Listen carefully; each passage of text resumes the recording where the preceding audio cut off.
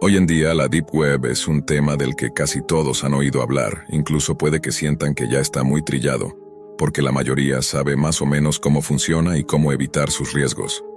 Pero lo que voy a contarles sucedió hace una década, en una época donde la Deep Web era mucho más un misterio que una realidad conocida. Era algo que despertaba curiosidad y casi todos queríamos saber qué había allí, sin entender del todo el peligro real que implicaba. En aquel entonces, yo era estudiante en la Facultad de Tecnología y, como es lógico, sentía una gran curiosidad sobre ese tema, igual que varios compañeros míos. Fue así como un día, junto con un amigo, decidimos adentrarnos en esa parte oscura de Internet para descubrir de qué se trataba esa red tan comentada.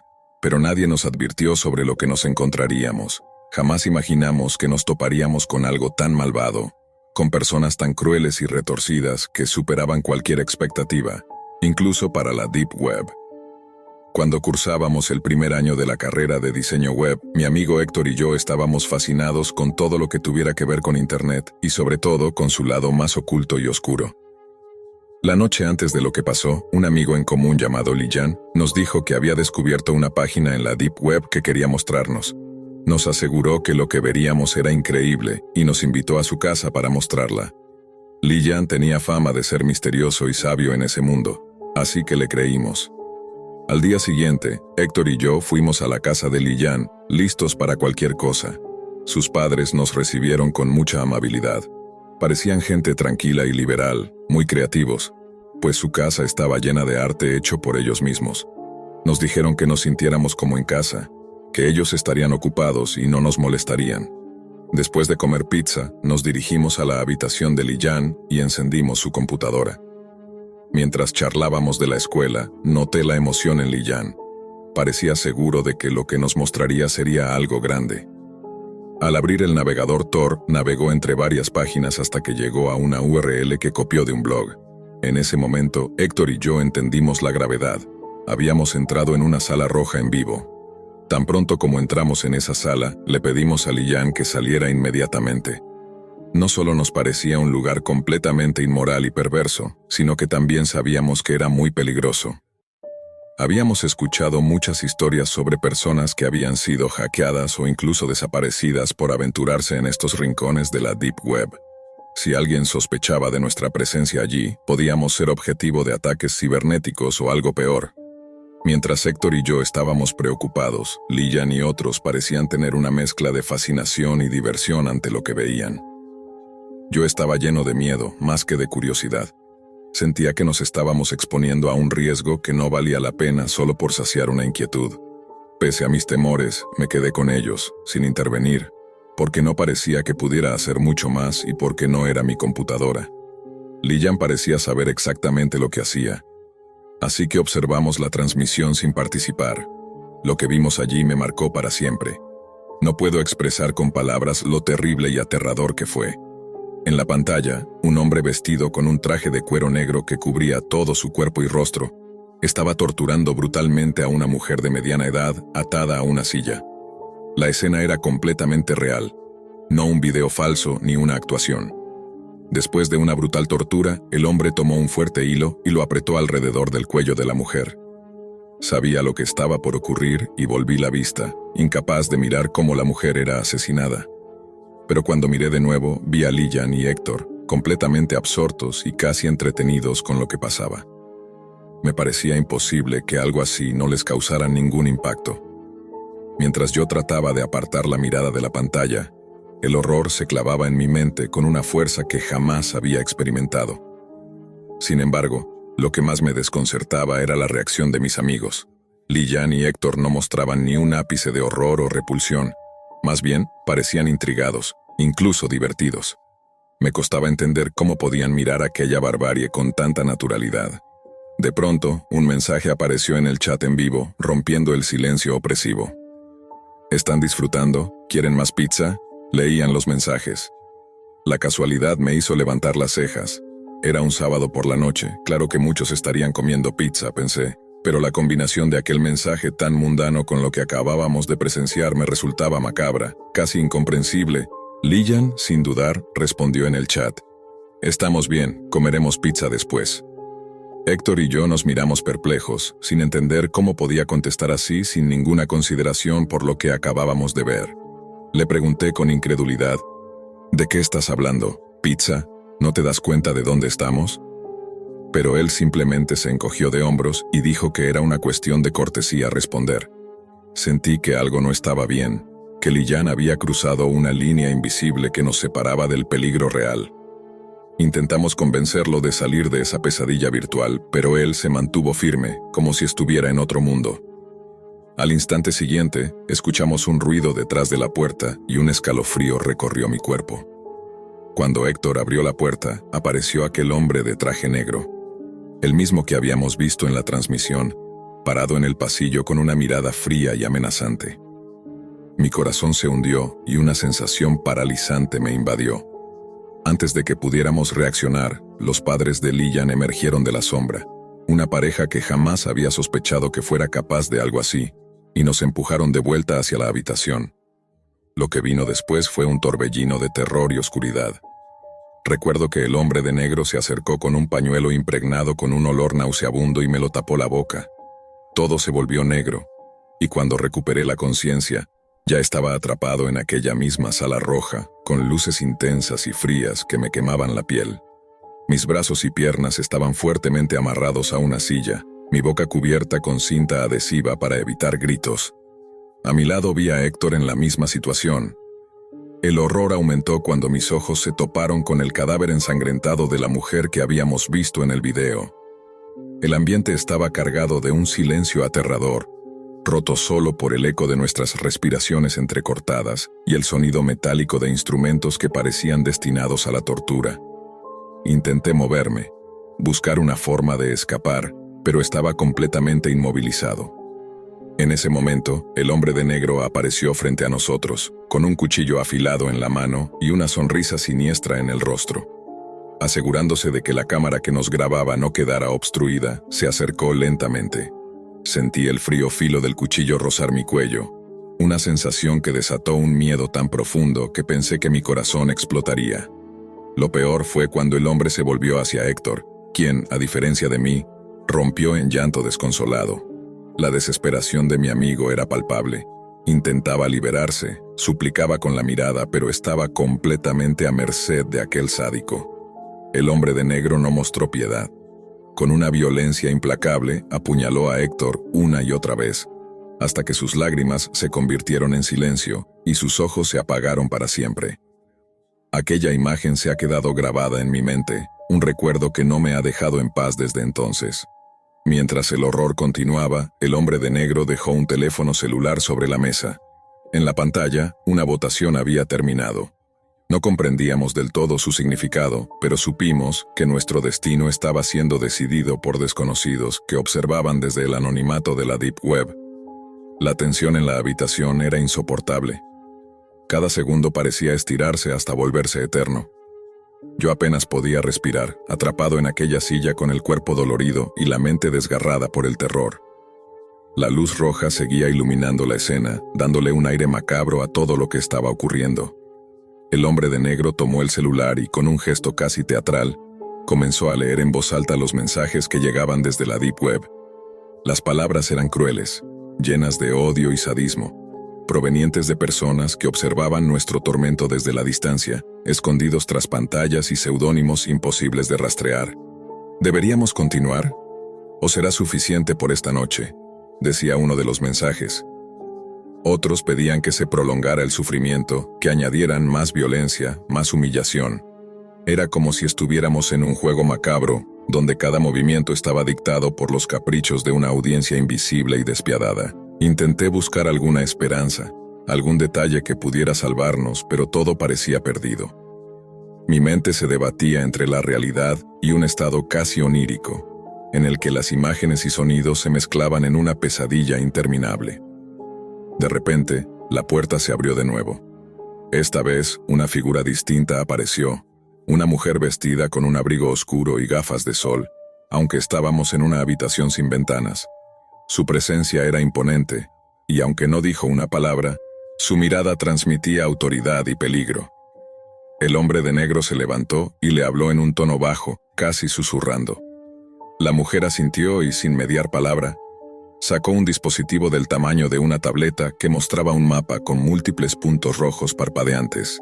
Me di cuenta de que esos puntos indicaban otras transmisiones en vivo, otros eventos similares al nuestro que ocurrían simultáneamente en diferentes partes del mundo.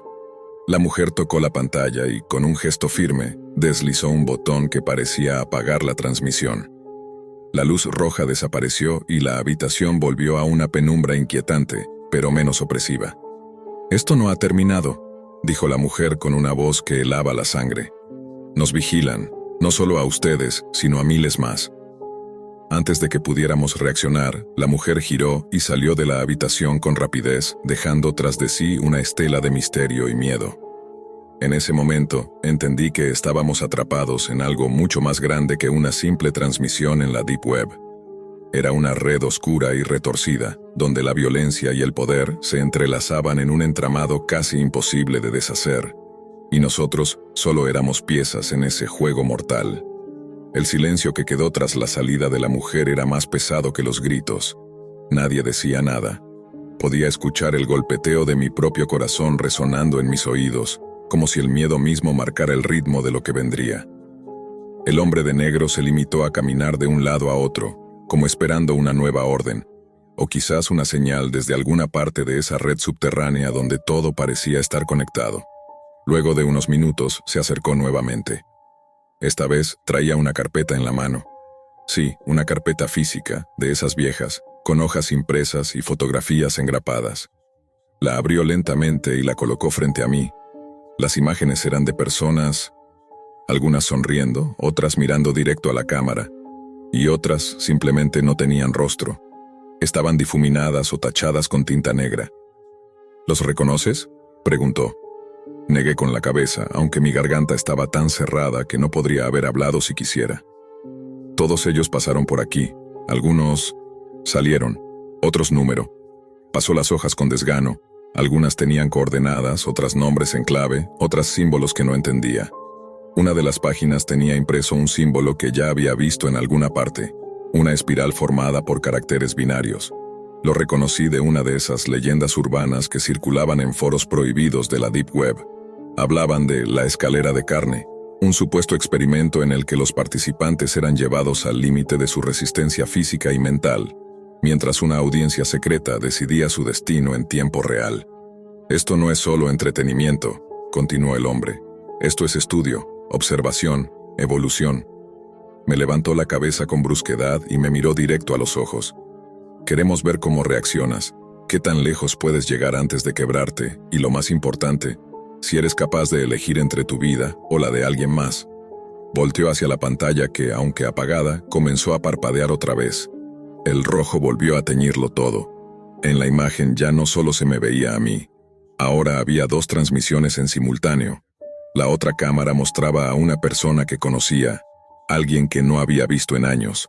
Estaba atado, inconsciente, en una habitación distinta, pero con los mismos tonos, la misma estética. Era alguien de mi pasado. Alguien que había desaparecido hace tiempo y a quien, hasta ese momento, creía muerto. «Puedes decidir», dijo el hombre con una sonrisa torcida. «La audiencia está votando. Solo uno puede salir de aquí. ¿Quieres ver cómo va la votación?» La pantalla cambió.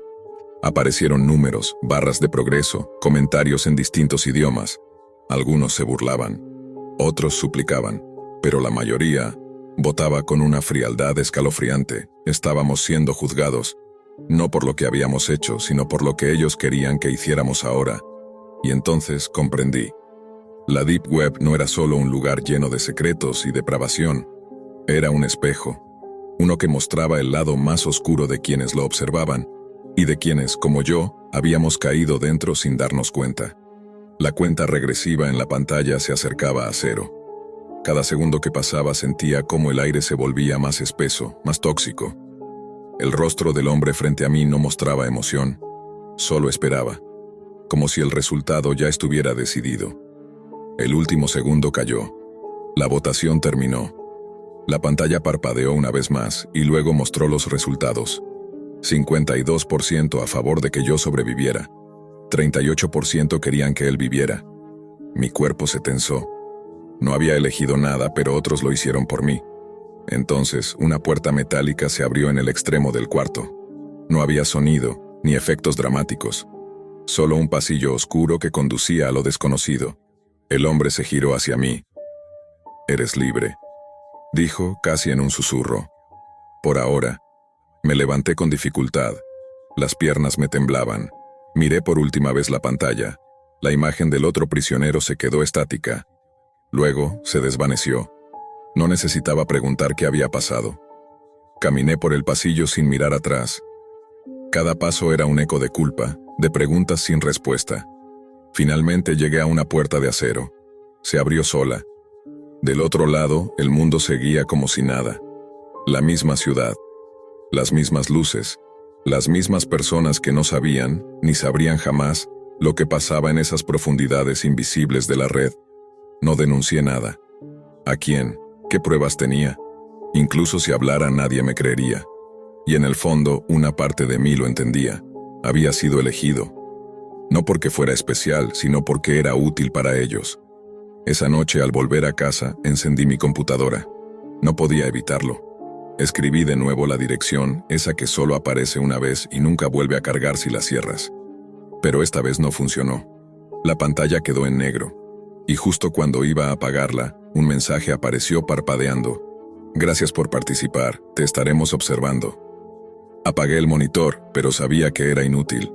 Una vez que entras en ese rincón de la Deep Web, nunca sales del todo. Ellos siempre están ahí, esperando, viendo, y quizá, la próxima vez, seas tú a quien estén votando. Era un día como cualquier otro cuando regresé de la escuela. Soy una persona algo reservada, no suelo tener mucha interacción social, y generalmente paso el tiempo sola. Al llegar a casa, me compré un par de bocadillos en el camino, dejé mi mochila tirada y subí directo a mi habitación. Decidí ver anime, algo que siempre me absorbe, y no me di cuenta de que el día se había ido hasta que la oscuridad de la noche ya había invadido mi habitación. Solo me despegué de la pantalla porque la serie que estaba viendo ya no me mantenía tan enganchada, y la curiosidad por hacer algo nuevo me impulsó a intentar algo diferente. Recuerdo que, esa mañana en la escuela, unos compañeros mencionaron que estaban viendo cosas extrañas en la Deep Web, lo que despertó mi curiosidad. Aunque no tenía idea de cómo acceder a ella ni de cómo funcionaba, no quise preguntarles directamente, así que decidí investigar por mi cuenta. Encontré todo lo que necesitaba saber en Google. Había navegadores especiales que permitían el acceso a esta parte oculta de Internet, ofreciendo anonimato total, y algunos usuarios recomendaban usar un VPN para proteger la conexión. Con la información que había encontrado, descargué el navegador indicado y empecé a navegar por la Deep Web.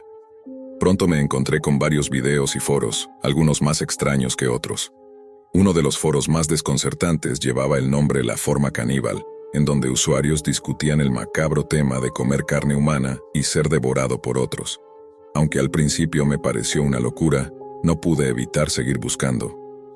Pronto encontré un sitio que compartía fotografías perturbadoras de fetos fallecidos, vestidos y acomodados en cunas, lo cual me dejó una sensación extraña. Mi curiosidad me llevó a seguir navegando, y me topé con contenido mucho más oscuro, imágenes y videos explícitos de abuso infantil, junto con cámaras en vivo que transmitían actos horribles. A pesar de que me sentía completamente abrumada, mi mente seguía buscando algo más, algo aún más perturbador. Fue entonces cuando me encontré con una transmisión en vivo titulada Medianoche acechando la morgue, que parecía fuera de lo común. Al hacer clic vi a un hombre atado a una silla en un lugar oscuro, con una mesa llena de herramientas y armas, y un hombre enmascarado que se acercó con un cuchillo ensangrentado. Al principio, no entendía lo que estaba sucediendo hasta que vi cómo comenzaba a golpear al prisionero. El chat de la transmisión estaba lleno de comentarios inquietantes, con personas que pedían que el hombre fuera asesinado de distintas formas. Aunque mi corazón latía con fuerza y no podía creer lo que estaba viendo, lo cierto es que no podía apartar los ojos de la pantalla. Nadie en el chat parecía tan afectado como yo, lo que me hizo sentir aún más incómoda. A medida que la escena se volvía cada vez más sangrienta y aterradora, me sentí paralizada, como si algo me estuviera reteniendo frente a esa visión macabra, Finalmente logré reaccionar y cerré la transmisión, pero cuando intenté salir de la página, me redirigió a otro sitio lleno de videos similares. Fue en ese momento que vi algo aún más aterrador, la cara de un hombre que acababa de ver morir en un video. Su rostro apareció en una nueva transmisión, junto con fotos de él en lugares comunes, como la calle y su cama, pero lo más espeluznante fue ver que al final de la página, había un video en el que él me miraba directamente a la cámara, como si supiera que estaba observando. Un video de mí apareció después, mostrándome en la misma ropa que llevaba puesta en ese momento. El terror me invadió, y justo cuando intenté desconectar, vi una notificación que decía, «Por fin te vemos». Antes de que pudiera procesar lo que estaba sucediendo, mi computadora se apagó de golpe. Intenté calmarme y, tras unos segundos de tensión, decidí encender nuevamente mi computadora. Mi mente estaba hecha un lío. Pensaba que tal vez había sido una broma de mal gusto o que algo raro estaba pasando con mi conexión, pero al abrir la pantalla, todo parecía normal. No había rastro de la página que había visitado ni de la notificación aterradora. Lo tomé como una señal de que tal vez me había asustado demasiado por nada. Pasaron 3 días y la vida parecía volver a la normalidad. Sin embargo, no pude evitar sentirme observada, como si algo o alguien me estuviera acechando. Esa constante sensación de inquietud me acompañó en cada momento, pero traté de ignorarla. Hasta que, una noche, mientras trataba de dormir, mi teléfono vibró. Al principio no le presté mucha atención, pensando que sería un mensaje cualquiera. Pero cuando miré la pantalla, me quedé paralizada. No era un mensaje de texto, sino un video. Era un video mío, grabado mientras dormía. Mi respiración se aceleró. No podía comprender cómo, ni por qué, alguien había grabado ese video. Pero lo peor no era solo eso, sino que en el video, la luz de la habitación reflejaba mi rostro dormido. Estaba en la misma posición que había estado esa misma noche. El terror me recorrió como una corriente eléctrica, y me quedé sin aliento. Miré alrededor, pero no vi nada fuera de lo común. Sentí el miedo apoderarse de mi cuerpo, y fue entonces cuando escuché algo. Un ruido sordo, como pasos pesados, se acercaba por el pasillo de mi casa. Me levanté rápidamente de la cama y miré hacia la puerta, esperando ver algo o a alguien, pero todo permanecía en silencio. El sonido de los pasos se detuvo de repente. Mi mente empezó a correr en círculos buscando una explicación lógica. ¿Sería mi imaginación? ¿O estaba realmente sucediendo algo más? Decidí que tenía que investigar y salí de mi habitación, tratando de hacer el menor ruido posible. De repente, algo me agarró del cabello, tirándome hacia atrás. Grité de inmediato, pero no pude liberar mi cabeza de la mano que me sujetaba con fuerza. Sentí como si mi cuerpo fuera arrastrado sin piedad por el suelo. La angustia se apoderó de mí cuando comprendí que estaba siendo atacada por alguien, y el miedo se intensificó al ver cómo esa figura oscura comenzaba a patearme sin piedad. A pesar de los gritos y los forcejeos, no pude zafarme. Cada golpe era más fuerte, y sentía mi cabeza estallar de dolor. «Suéltame, por favor», grité entre lágrimas y súplicas, pero el hombre no me escuchaba. En ese momento, la sensación de que mi vida estaba a punto de terminar fue más real que nunca. No tenía forma de escapar ni de defenderme. Solo podía sentir el peso de su bota aplastándome y el terror de no saber si iba a sobrevivir a ese momento. De repente, escuché gritos a lo lejos. Alguien estaba corriendo hacia la casa. «Suéltala, o te disparo». Era la voz de un hombre. Me sentí confundida, pero no supe si era parte del ataque o si realmente alguien venía a salvarme. Pero lo que siguió me dejó completamente atónita. El hombre que me había golpeado me soltó de inmediato, y pude ver cómo otros 2 individuos aparecían a su lado. Sin embargo, no tuvieron tiempo de reaccionar. Antes de que pudieran hacer algo, el hombre que había gritado les disparó en las piernas, dejándolos inmóviles en el suelo. El atacante que había estado golpeándome cayó muerto, pero no pude ver si aún estaba respirando. Mi corazón latía desbocado mientras me arrastraba hacia atrás, alejándome de la escena, tratando de entender qué acababa de pasar. Después de lo que parecía una eternidad, mi vecino, que era policía, se acercó a mí y me tomó en sus brazos. «Estás a salvo, tranquila», me dijo con calma, pero no podía entender bien lo que ocurría. ¿Cómo había llegado él allí tan rápido? ¿Quiénes eran esos hombres? Me explicaron más tarde que, al escuchar mis gritos, mi vecino había decidido intervenir de inmediato, ya que conocía la situación de la zona. No solo me había salvado, sino que también había logrado neutralizar a los atacantes antes de que pudieran hacerme más daño. Resultó que los hombres que me habían atacado no eran simples delincuentes, sino parte de una red mucho más grande. Esta organización operaba en la Deep Web, y mi ataque formaba solo una pequeña parte de un oscuro juego de horror que no comprendía en su totalidad. Cuando desperté esa mañana, todo parecía indicar que sería un día más, pero estaba muy equivocado. Ese día cambiaría mi vida para siempre. Los meses anteriores habían sido una batalla constante. Había perdido mi empleo a causa de la pandemia y las deudas se acumulaban sin piedad. El casero me había dado un ultimátum. Si no pagaba los $800 de renta atrasada ese mismo día, nos sacarían a mí y a mi novia Carly, que estaba esperando un bebé. Los días habían sido tan difíciles que apenas podíamos darnos un lujo. Vivíamos casi a base de panecillos y snacks baratos de las máquinas. Ya no quedaba nada para vender.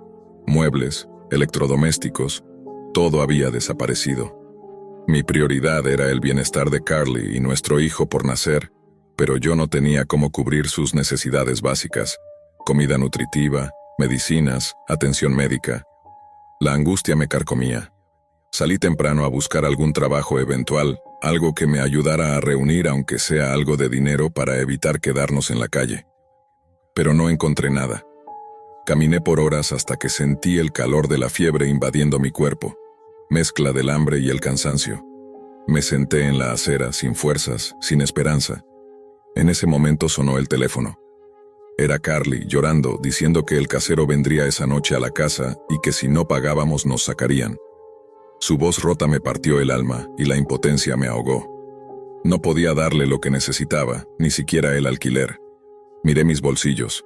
Solo tenía un cigarrillo y $50 en mi cuenta bancaria. No había nada más. La desesperación me ganó y perdí el conocimiento. Horas después desperté en la misma esquina, ya de noche. Miré el reloj. Faltaba solo una hora para que nos sacaran de casa. Vomité por el dolor y el estrés y fui a buscar agua en un restaurante cercano. Las llamadas perdidas de Carly se acumulaban en mi teléfono, pero no podía contestar. La idea de acabar con todo me invadió. Encontré un trozo de vidrio roto y pensé en terminar con mi vida. Pero entonces un pensamiento irrumpió en mi mente. ¿Qué pasaría con Carly y nuestro hijo? No podía dejarlos solos. En ese instante recordé algo que había olvidado. La Deep Web. Ese oscuro lugar donde a veces se pueden encontrar soluciones ilegales. Aún tenía el navegador Tor instalado en mi teléfono. Sin nada que perder, lo abrí y comencé a buscar. Después de unos minutos apareció un anuncio. Busco sicario, hago el trabajo por $50. Sin saber bien por qué, hice clic y accedí a un sitio incompleto que pedía detalles y direcciones. Sentí que no había otra salida. Completé la información con manos temblorosas, la dirección de nuestra casa, el nombre de Carly, detalles que no podía creer que estuviera proporcionando. Luego seguí las instrucciones y realicé el pago. En ese momento, un mensaje apareció en la pantalla. El sicario se pondrá en contacto contigo pronto. Recuerda, una vez cerrado el trato, no hay vuelta atrás. Sabía que lo que estaba haciendo era una locura, algo terrible y cruel, pero la desesperación me había cegado. Pensaba que así evitaría que Carly y nuestro bebé tuvieran que vivir en las calles, sin nadie que los cuidara, sin esperanza alguna. Esa idea me atormentaba, pero sentía que no tenía otra opción. Poco después el teléfono sonó. Era una voz fría, sin emociones. El trabajo estará hecho en media hora. Ella está sola en casa, ¿correcto? Respondí que sí, con la garganta seca y el corazón hecho pedazos. La voz reafirmó. Una vez que cuelgues, no habrá más contacto. Este es el acuerdo final. Colgué y me desplomé en el suelo del callejón donde me encontraba. Lágrimas rodando por mis mejillas, la culpa aplastándome el pecho. Sabía que me había metido en un abismo del que quizás no podría salir. Entonces, sonó mi teléfono otra vez. Esta vez no era la voz del sicario ni la de Carly, sino una llamada del banco. Atendí con voz débil y escuché. Señor Wilson, le informamos que ha ganado el premio del sorteo mensual. En pocas horas le acreditaremos $1,000 en su cuenta. Mis manos dejaron caer el vidrio roto que había estado sosteniendo. No podía creerlo. El dinero que tanto necesitábamos, que podría salvarnos, estaba llegando justo cuando ya había perdido toda esperanza. Miré el reloj. Eran las 6:45 de la tarde. El sicario estaría en camino a mi casa. Mi cuerpo entró en pánico. Me levanté como un loco y empecé a correr, con el corazón a mil, maldiciéndome por cada paso que me había llevado a ese punto. Tenía que llegar antes que él, tenía que detener lo que había ordenado. En la calle, la gente se apartaba, algunos me empujaban sin entender la urgencia que me consumía. Tropecé con una piedra y me torcí el tobillo, pero no podía detenerme. Entonces escuché un disparo y un grito desgarrador proveniente de mi casa. Miré hacia el porche y vi a un hombre con capucha huyendo hacia una camioneta. El recuerdo de la advertencia del sicario retumbaba en mi cabeza. Una vez cerrado el trato, no hay regreso. Las lágrimas brotaron sin control mientras mi mundo se desmoronaba ante mis ojos. Me quedé paralizado en medio de la calle, con el corazón destrozado y la respiración agitada. El ruido de los coches, los murmullos de la gente, todo parecía alejarse mientras mi mente se hundía en un vacío oscuro. No tenía fuerzas para levantarme, ni siquiera para correr hacia la puerta de mi casa. El sonido del disparo y el grito de Carly seguían retumbando en mi cabeza, grabados con una crudeza que no me dejaría jamás. Fue entonces cuando escuché una voz. Su voz, la de Carly, estaba delante de mí, temblando, con los ojos llenos de miedo y lágrimas, como si ella también hubiera visto la muerte tan de cerca como yo. «Mark, tenemos que irnos ya», dijo con urgencia, casi susurrando. «El propietario ha caído. Hubo un disparo y ahora la policía está viniendo». Sentí que un escalofrío recorría todo mi cuerpo. No podía creer lo que estaba escuchando. ¿Cómo era posible que ella estuviera viva? ¿Cómo podía estar frente a mí, sana y salva, cuando yo había visto con mis propios ojos la escena más horrible? Carly me contó rápidamente lo que había pasado. El arrendador había llegado justo cuando el sicario intentaba entrar, y en la confusión, el disparo había impactado al hombre, quien cayó muerto en el umbral de la puerta. Un vecino que había escuchado el ruido salió corriendo, alertó a la policía y ayudó a Carly a esconderse hasta que todo terminó. Mientras ella hablaba, mi mente no dejaba de girar en espiral. Pensaba en lo cerca que había estado de perderlo todo, en lo mucho que había puesto en riesgo con mis decisiones impulsivas. Sentí una mezcla intensa de alivio y culpa, un torbellino de emociones que me ahogaba. La policía llegó minutos después y comenzó a hacer preguntas. Intenté mantener la calma, no mencioné nada sobre el sicario ni el trato macabro que había hecho a través de la Deep Web. No quería que Carly sufriera más de lo que ya había sufrido. Mi silencio era mi forma de protegerla, aunque ese secreto me quemara por dentro. Pasaron las horas, y aunque la tormenta parecía haber pasado, la sensación de peligro no me abandonaba. Sabía que el sicario aún estaba ahí afuera, que podía regresar o que alguien más podría estar tras nosotros. Esa noche apenas dormí, mirando a Carly y acariciando su barriga, prometiéndome que haría todo lo posible para protegerlos. En los días siguientes, intenté cambiar mi suerte. Busqué empleo con más determinación, pedí ayuda a amigos, y poco a poco, las cosas comenzaron a mejorar. Carly recibió la atención médica que necesitaba, y aunque el miedo seguía acechándonos, sentíamos que podíamos respirar un poco más tranquilos. Pero dentro de mí, algo había cambiado para siempre. El abismo en el que estuve a punto de caer me había dejado cicatrices profundas. A veces me encontraba mirando el teléfono, pensando en el anuncio de la Deep Web, recordando ese momento oscuro en el que la desesperación me llevó a tocar el límite. A pesar de todo, mi mayor motivación era ahora la pequeña vida que crecía dentro de Carly. Eva, nuestra hija, que llegaría a este mundo sin saber nada del tormento que sus padres habían vivido para protegerla. Y yo, aunque atormentado por el pasado, estaba decidido a ser el hombre que nunca dejaría que la oscuridad volviera a tocarnos. Después de aquella noche, el miedo se convirtió en mi sombra constante. Cada vez que cerraba los ojos, veía esa silueta encapuchada, la mano apretando el gatillo, el destello del disparo. No podía apartar de mi mente la idea de que ese asesino, enviado por mí mismo a través de la Deep Web, estaba al acecho, esperando la oportunidad para cumplir con su letal encargo. Cada sonido en la casa me ponía los nervios de punta. El crujir de una tabla vieja, El susurro del viento contra las ventanas, el latido acelerado de mi propio corazón. Todo parecía anunciar que la muerte estaba a punto de entrar por la puerta y que sería solo cuestión de segundos antes de que la oscuridad se llevara lo que más amaba. Las noches eran las peores. Me despertaba sobresaltado, empapado en sudor frío, con la sensación de que alguien estaba parado al borde de mi cama, observándome. La paranoia me consumía. No me atrevía a abrir la puerta para nada, ni siquiera para ir a comprar lo básico. Carly intentaba calmarme, pero ella también estaba aterrorizada, y el miedo en sus ojos me traspasaba como una daga. Decidí que tenía que hacer algo, cualquier cosa, para proteger a mi familia y romper el ciclo de terror que nos estaba devorando. Pero ¿cómo enfrentar a un enemigo invisible, a un sicario que solo existía gracias a un oscuro rincón de Internet, una puerta virtual llamada Deep Web? Un lugar donde se vendían secretos, delitos y muertes como si fueran productos en un mercado negro. En una tarde lluviosa, cuando la tormenta rugía afuera y las sombras se alargaban en cada rincón, me armé de valor y tomé mi teléfono. Volví a abrir el navegador Tor, ese portal prohibido donde había hecho el trato más desesperado de mi vida.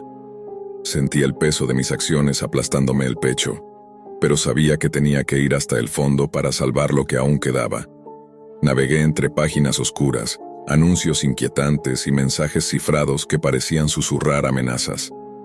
Finalmente, encontré un foro clandestino donde se discutían trabajos como el que había encargado. La atmósfera virtual era asfixiante. Perfiles anónimos, imágenes distorsionadas y mensajes que hablaban de muerte sin ninguna emoción. De pronto un mensaje privado apareció en mi pantalla. Era del mismo hombre que había contratado. Su avatar era una sombra sin rostro, sus palabras frías y cortantes. Tu tiempo se acaba. El trato sigue en pie. No hay marcha atrás. Mi pulso se aceleró. Sentí como si un alarido silencioso me atravesara. No solo estaba enfrentando la muerte externa, sino también la condena interna por haberla invitado a entrar en mi vida. A partir de ese momento, la línea entre la realidad y la pesadilla comenzó a desdibujarse. Sombras parecían moverse en los rincones de la casa, susurros sin nombre resonaban en la oscuridad, y la presencia del sicario se sentía como una sombra constante, un aliento frío en mi nuca. Cada vez que Carly salía, mi mente se llenaba de imágenes horribles, pasos silenciosos que se acercaban a ella, un rostro oculto tras una capucha, un disparo que rompería el silencio de nuestra existencia. El miedo se volvió tan tangible que la realidad parecía un sueño quebrado, y la locura tocaba la puerta de mi cordura. Una noche, mientras la tormenta golpeaba con furia las ventanas, escuché un ruido en el piso de arriba, un golpe seco, como si alguien estuviera intentando entrar. Mi corazón se detuvo. Sujeté a Carly, quien también estaba paralizada por el terror. El sonido se repetía, más fuerte y más cerca. Decidí enfrentar lo que fuera, tomé un cuchillo de la cocina y subí las escaleras con pasos temblorosos. Al llegar al pasillo, la oscuridad era total. Solo la tenue luz de la calle se filtraba por las ventanas. El ruido cesó, pero entonces una figura oscura emergió del umbral de la habitación de Carly. Sus ojos brillaban con un resplandor siniestro bajo la capucha. Mi cuerpo se congeló. El sicario estaba allí, justo frente a mí. El terror me paralizaba, pero la rabia y el instinto de proteger a mi familia me dieron fuerzas para gritar, para hacer ruido, para pedir ayuda. Pero él simplemente sonrió, una sonrisa que no llegaba a sus ojos, y desapareció en la sombra, dejando tras de sí un frío gélido y un silencio mortal. Desde esa noche, vivimos como prisioneros en nuestra propia casa, vigilando cada sonido, cada movimiento. Sabíamos que el tiempo estaba en nuestra contra y que el hombre que había contratado para salvarnos estaba jugando con nosotros, transformando nuestra vida en un infierno. El terror no era solo una emoción, era una presencia viva, una sombra que respiraba junto a nosotros, acechando cada paso, esperando el momento perfecto para cumplir con el pacto macabro que yo mismo había sellado. Los días se convirtieron en una eternidad de angustia. La paranoia nos devoraba lentamente, desgastando cada resquicio de tranquilidad que quedaba. Carly y yo apenas hablábamos, como si temiésemos que nuestras palabras pudieran atraer la muerte que ya estaba tan cerca. La casa, Antes un refugio, ahora era una prisión oscura y fría, donde los muros parecían susurrar secretos horribles. Una noche, mientras intentaba mantener la calma, recibí un mensaje inesperado en mi teléfono. Era un archivo adjunto, sin texto, solo un video. Con manos temblorosas, lo abrí. Las imágenes eran aterradoras. Se veía a Carly, sola en la cocina, aparentemente tranquila, pero de repente un hombre encapuchado apareció detrás de ella. La cámara temblaba mientras el video mostraba la sombra acercándose con una pistola. El video se cortó abruptamente justo cuando se escuchó un disparo. Sentí un grito ahogado salir de mi garganta. El pánico me paralizó, un terror indescriptible me aplastó el pecho. ¿Por qué me enviaban eso? ¿Qué buscaban? ¿Era una advertencia o una tortura mental? En ese instante comprendí que no solo querían que sufriéramos, querían jugar con nuestras mentes, convertirnos en presas de un juego macabro donde ellos eran los titiriteros invisibles. No pude más. Tomé el teléfono con la intención de devolver el mensaje. Escribí: «Detente, por favor, no podemos soportar más». La respuesta fue inmediata. «¿Quieres que pare? Eso depende de ti. El trato sigue en pie. La cuenta atrás no se detiene». La desesperación me dominaba. Sabía que debía hacer algo, cualquier cosa para salvar a Carly y a mí mismo de ese tormento. Decidí investigar más a fondo ese mundo oscuro de la Deep Web, buscando alguna pista, algún resquicio de información que me permitiera rastrear a ese hombre, ese espectro de muerte que me acechaba. Pero la Deep Web es un lugar donde la lógica se descompone, donde la ley no existe y los peores horrores se esconden en las sombras digitales. Mientras más cavaba, más me hundía en un abismo de información corrupta, falsas pistas y amenazas veladas. Las noches se volvieron insoportables. Cada vez que la tormenta caía, con el viento aullando y la lluvia golpeando las ventanas, el terror se materializaba en formas que no podía explicar. A veces parecía que alguien caminaba por el pasillo, otras que se abrían puertas sin que nadie las tocara. Una madrugada desperté sobresaltado por un grito desgarrador. Corrí hacia la habitación de Carly. La encontré temblando, mirando fijamente a la oscuridad. Me contó que alguien la había estado mirando mientras dormía, que sentía su aliento frío en el cuello. Desde entonces, la sombra del asesino no solo estaba en la realidad, sino también en nuestros sueños, transformándolos en pesadillas vivientes. Era como si esa presencia oscura se hubiera apoderado de nuestra mente, destruyendo nuestra voluntad y sembrando un terror absoluto. Cada sonido, cada sombra, cada silencio se convertía en una amenaza.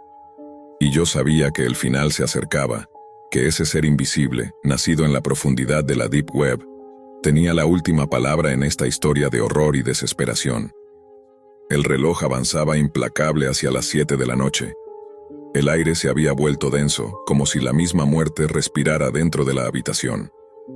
Mi corazón latía con furia descontrolada mientras intentaba mantener la calma, aunque sabía que era imposible. De repente, un golpe seco en la puerta nos paralizó a los dos. Carly y yo nos miramos, sin poder pronunciar palabra. Cada fibra de mi ser me gritaba que no abriera, pero el terror era más fuerte que la razón. La puerta se abrió lentamente, y ahí estaba él. La figura encapuchada, el hombre que había contratado a través de la Deep Web, apareció con una sonrisa macabra que solo los locos pueden tener. En su mano, un arma fría y mortal. «Esto es el final», murmuró con una voz hueca que parecía venir de la tumba. Carly comenzó a llorar, temblando en silencio, mientras yo me arrodillaba, con lágrimas cayendo por mi rostro. Sentí el peso de toda mi desesperación, culpa y miedo aplastándome. Pero justo cuando pensaba que todo acabaría en ese momento, la policía irrumpió en la casa. Luces rojas y azules iluminaron la habitación, y el hombre encapuchado levantó las manos con resignación. Alguien había llamado, alguien que había rastreado esa oscuridad de la Deep Web y había detenido ese horror justo a tiempo. El alivio fue inmediato, pero la pesadilla no desapareció. La culpa, el miedo y la oscuridad permanecieron conmigo para siempre. Nunca olvidaré ese día en que mi vida estuvo a punto de terminar y la muerte tocó nuestra puerta. Y aunque hoy la luz volvió a entrar en nuestra casa, la sombra del pasado sigue acechándonos, recordándome que a veces, la desesperación puede llevarnos a lugares donde la oscuridad es la única compañía. Cuando reflexiono sobre todo lo que pasó, me cuesta creer que todo comenzó con una simple exploración inocente de la Deep Web. Desearía poder retroceder el tiempo y actuar de otra manera. Una tarde, mi amigo Jack y yo, impulsados solo por la curiosidad y una guía dudosa que acabábamos de conseguir sobre los rincones más escondidos de Internet, encontramos un sitio en la web oscura que, al principio, parecía inofensivo. Era un lugar donde la gente compartía secretos, misterios sin resolver y algunas teorías conspirativas. La experiencia era emocionante, como si hubiéramos accedido a un mundo oculto. Claro que no solo mirábamos, también participamos, hasta que un día recibimos un mensaje privado de un usuario que se hacía llamar simplemente Watchman. Nos decía que había estado vigilándonos, observando nuestro interés en descubrir secretos. El mensaje ya era inquietante, pero lo que realmente nos paralizó fue el archivo adjunto, una carpeta con información íntima sobre nosotros. Fotos, videos personales, nombres, conversaciones privadas, detalles que nadie debería conocer y que desconocíamos cómo alguien pudo obtener. El mensaje era claro. Nos estaban chantajeando, usando esa información para obligarnos a realizar ciertas acciones a cambio de no divulgarla. La primera tarea parecía casi ridícula: entrar a un supermercado lleno de gente y gritar a todo pulmón una teoría conspirativa. Aunque vergonzoso, parecía inofensivo, así que decidimos cumplirla. Grabamos el acto como prueba y se la enviamos a Watchman. Su respuesta fue escalofriante. Bien hecho, habrá más. A medida que pasaban los días, las tareas que Watchman nos imponía se volvieron más extrañas y perturbadoras. No era simplemente pedirnos que gritáramos en un supermercado. La siguiente vez nos exigió que nos disfrazáramos de payasos y fuéramos a un partido de fútbol de la escuela secundaria para animar al equipo. Si no estuviéramos bajo su control, podría haber parecido una broma divertida, pero para Jack y para mí era una orden bajo amenaza, y la vergüenza era profunda. Nos sentíamos atrapados en una jaula invisible, sin poder escapar. Sabíamos que si nos negábamos, Watchman cumpliría su amenaza y haría pública toda nuestra información personal. Así que obedecíamos, cumpliendo cada reto que parecía diseñado para humillarnos y controlarnos. Pero no se quedó ahí. Poco a poco, las exigencias se tornaron ilegales.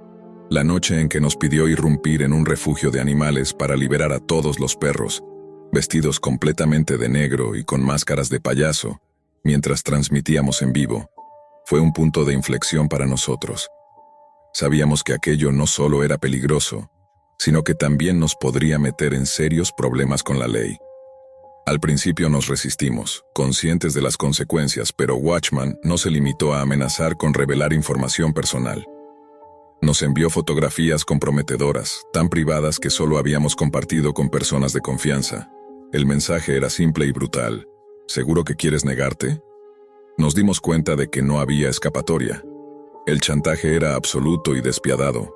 Las tareas siguientes fueron cada vez más inquietantes y humillantes. Desde tener que pasar la lengua por el piso de los baños públicos de la escuela hasta tomar fotografías sin permiso de compañeras. Acciones que nos avergonzaban profundamente, pero que no podíamos rechazar. Incluso hubo exigencias de naturaleza sexual que no quiero detallar, que involucraban grabar a otras personas sin su consentimiento. Sufríamos una mezcla de miedo, vergüenza y culpa que nos consumía por dentro. Nuestra relación, que antes se basaba en la confianza y la diversión, comenzó a resquebrajarse. Ya no pasábamos tiempo juntos para disfrutar, sino solo para planear cómo cumplir con el siguiente capricho enfermizo de Watchman. La desesperación crecía, y con ella la sensación de que nuestras vidas se escapaban de nuestro control. Pasábamos las noches debatiendo cuál sería el siguiente paso, buscando una forma de salir de ese infierno. Pero Watchman siempre parecía estar un paso adelante, anticipando nuestros movimientos y aumentando la presión. El chantaje no solo nos humillaba públicamente, sino que destruyó la confianza que teníamos en nosotros mismos y en nuestra amistad. Con el paso del tiempo, Watchman intensificó sus demandas, haciendo que cada reto superara al anterior en lo perturbador y peligroso. No solo éramos simples peones en su juego, éramos víctimas de una manipulación sádica que consumía nuestra voluntad y nos arrastraba a un abismo del que parecía imposible salir. Una noche, nos exigió que grabáramos un video en el que realizábamos acciones degradantes en plena escuela, humillándonos delante de compañeros y profesores. La vergüenza era insoportable, pero el temor a que nuestras familias y amigos descubrieran esos secretos personales que Watchman guardaba como armas era aún más fuerte. Lo más duro para mí era ver cómo Jack comenzaba a cambiar. Su espíritu alegre y optimista se desvanecía, sustituido por un silencio sombrío y una tristeza que no podía esconder. Jack era gay, un hecho que su familia religiosa jamás aprobaría, y Watchman tenía acceso a mensajes y fotos íntimas que él había compartido con alguien especial. Esa información era una espada de Damocles que pendía sobre su cabeza y podía sentir cómo le carcomía por dentro. Jack dejó de salir conmigo, evitaba mis llamadas y excusaba su ausencia con mentiras pequeñas. Sentía que se alejaba, y cada día que pasaba sin que pudiéramos hablar me preocupaba más. La desesperación nos consumía a ambos, pero el miedo nos mantenía en silencio. Mientras tanto, Watchman no se daba por satisfecho. Nos presionaba con nuevas órdenes, cada una más degradante que la anterior. Nos obligó a espiar y grabar a otras personas sin su consentimiento, cosas que nos hicieron sentir aún más culpables y atrapados. Las noches sin dormir, la ansiedad constante y la sensación de ser observados, vigilados y controlados minaban nuestra salud mental. Jack y yo éramos prisioneros digitales en un juego que no habíamos pedido jugar. Finalmente, agotados y al borde de la desesperación, decidimos pedirle a Watchman que nos diera una última tarea, una que, según él, nos dejaría libres para siempre. Lo que recibimos como respuesta fue una sentencia fría y terrible que nos dejó helados. La última tarea que Watchman nos impuso fue aterradora, como sacada de una película de terror. Nos ordenó que saltáramos desde la azotea de un edificio a medianoche, y nos dijo que solo así seríamos verdaderamente libres de su control. Era una amenaza clara, una prueba de hasta dónde estaba dispuesto a llevarnos. Recuerdo la noche en que nos reunimos en mi casa para hablar. Ambos estábamos agotados física y emocionalmente. Yo le dije a Jack que no podía seguir viviendo así, que prefería enfrentar la exposición de nuestros secretos antes que continuar en esa tortura interminable. Él dudó, pero finalmente aceptó que quizás no había otra salida. Nos dirigimos juntos al edificio que Watchman nos había indicado, un inmueble de varios pisos en el centro de la ciudad. La tensión en el aire era insoportable. Jack estaba callado y yo sentía su miedo tan intenso como el mío. Nos conectamos a la transmisión en vivo que Watchman exigía y parecía disfrutar de vernos en esa situación límite. Pero entonces tomamos una decisión inesperada. En lugar de saltar, le dijimos con determinación que no íbamos a cumplir ese último reto ni ningún otro. Que si quería hacer públicos nuestros secretos, que lo hiciera, pero que nosotros no íbamos a sucumbir a su juego macabro. Durante la transmisión fui yo quien habló más, intentando mantener la calma y demostrar que no estábamos dispuestos a seguir siendo sus marionetas. Jack, aunque asustado, me apoyaba en silencio. Sabía que esa era la única forma de recuperar algo de control sobre nuestras vidas. Después de eso, Watchman nos dijo que éramos libres, que había terminado con nosotros. Pero esa libertad se sintió vacía, porque sabíamos que la amenaza seguía latente. La pesadilla no había acabado, simplemente había cambiado de forma. En los días siguientes, Jack comenzó a distanciarse aún más. Su comportamiento cambió de manera radical. Antes solíamos pasar horas juntos jugando videojuegos o simplemente hablando, pero ahora evitaba cualquier invitación y se encerraba en sí mismo. La tristeza y el miedo le consumían y aunque intenté acercarme, él se alejaba cada vez más. Pasó casi un mes sin que supiéramos nada de Watchman. Parecía que se había retirado, que nos había dejado en paz. Pero ese silencio era engañoso. La sombra de lo ocurrido seguía sobre nosotros. Una mañana, mientras me preparaba para ir a la escuela, mis padres entraron a mi habitación con caras serias y extrañas. Mi madre me pidió que la acompañara para hablar. Fue entonces cuando me contó la terrible noticia. Jack se había quitado la vida, saltando desde la azotea del mismo edificio donde habíamos estado la noche del reto final. Sentí que el mundo se me venía encima. No podía creer lo que escuchaba. La culpa y el dolor me invadieron al instante. Y entonces un nuevo mensaje llegó a mi teléfono. Era Watchman. El mensaje era frío y perturbador. Felicitaba a Jack por ser valiente y cumplir el último desafío, y me decía que ahora yo también estaba libre, que los secretos de ambos estarían a salvo, que ese era el trato y que él era un hombre de palabra. Con un adiós cruel, desapareció para siempre. Desde ese día, la vida no volvió a ser la misma. La pérdida de Jack dejó una herida que no cicatriza, una marca imborrable en mi alma. Nunca denuncié ni hablé con nadie sobre lo que pasó, porque sabía que cualquier intento por enfrentar a Watchman podía empeorar todo y revelar secretos que Jack había luchado por proteger. La experiencia con la Deep Web y ese chantajista me enseñó, de la peor manera, lo peligroso que puede ser adentrarse en ese mundo sin protección ni precaución. Pero sobre todo me mostró el precio que puede pagar alguien cuando se cruza con personas malintencionadas y sin escrúpulos. Después de recibir ese último mensaje de Watchman, intenté reconstruir mi vida, aunque sabía que nada volvería a ser igual. La sombra de lo ocurrido me acompañaba cada día, y el recuerdo de Jack, su pérdida, y todo lo que habíamos vivido me perseguían sin descanso. Pasaron meses, tal vez años, y aunque me esforcé por seguir adelante, la pesadilla nunca desapareció del todo. A veces recibía mensajes anónimos, pequeños recordatorios de que Watchman seguía allí, vigilando en las sombras, recordándome que no estaba completamente libre. Aprendí a vivir con ese miedo constante, pero también con la responsabilidad de proteger la memoria de Jack y respetar su última voluntad. No permitiría que ese psicópata usara su nombre ni sus secretos para causar más daño. Finalmente, comprendí que la verdadera libertad no estaba en seguir las órdenes de alguien más ni en sucumbir al chantaje, sino en enfrentar la verdad, por dura que fuera, y no dejar que el miedo dictara mi vida. Y así, con la cicatriz de esta experiencia grabada para siempre en mi piel, decidí usar lo que viví como advertencia. La Deep Web puede ser un lugar oscuro y peligroso, donde la curiosidad puede abrir puertas que jamás deberían ser cruzadas sin protección, porque detrás de cada rincón oculto pueden esconderse monstruos invisibles. Nunca olvidaré a Jack ni lo que perdimos, pero sé que, a pesar de todo, todavía tengo la fuerza para seguir adelante. Para mí, esa es la verdadera libertad.